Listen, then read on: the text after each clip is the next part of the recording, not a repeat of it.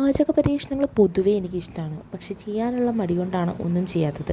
അപ്പോൾ ശനിയാഴ്ച ആയതുകൊണ്ട് ഉള്ളിവട ഉണ്ടാക്കാമെന്ന് വിചാരിച്ചു. അങ്ങനെ ഉള്ളിയൊക്കെ എടുത്തു, സവാളയൊക്കെ എടുത്ത് സെറ്റ് ചെയ്തിട്ടുണ്ട്.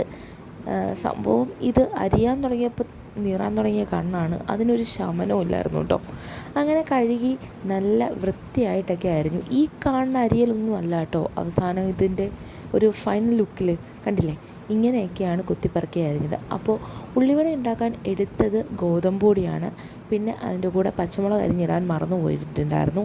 പിന്നെ ഉപ്പൊക്കെ ഇട്ട് വെള്ളമൊക്കെ ഒഴിച്ച് നന്നായിട്ട് മിക്സ് ചെയ്തു. ഇതിനിടയിൽ സോഡാപ്പൊടി ഇട്ടിട്ടുണ്ടായിരുന്നു കേട്ടോ. പലതും ഇടാൻ മറന്നുപോയി, പിന്നീടാണ് മിക്സ് ചെയ്തതിന് ശേഷം ഇട്ടത്. ഈ വെള്ളമൊഴിച്ച ഈ ഒരു സെഗ്മെൻറ്റ് വിട്ട് എൻ്റെ കയ്യിൽ നിന്ന് പോയി. കാരണം ഇത് ഞാൻ മിക്സ് ചെയ്ത് ഒക്കെ എടുത്തു. പിന്നെയാണ് ഒരു സത്യം എനിക്ക് മനസ്സിലായത്, ഈ സവാളയിൽ നിന്ന് നമ്മളിത് സെറ്റ് ചെയ്യാൻ വെക്കുന്ന ടൈമിൽ സവാളയിൽ നിന്ന് വെള്ളം ഇറങ്ങും. അങ്ങനെ വെള്ളം ഇറങ്ങി ഒരുമാതിരി കുഴ ആയിപ്പോയി.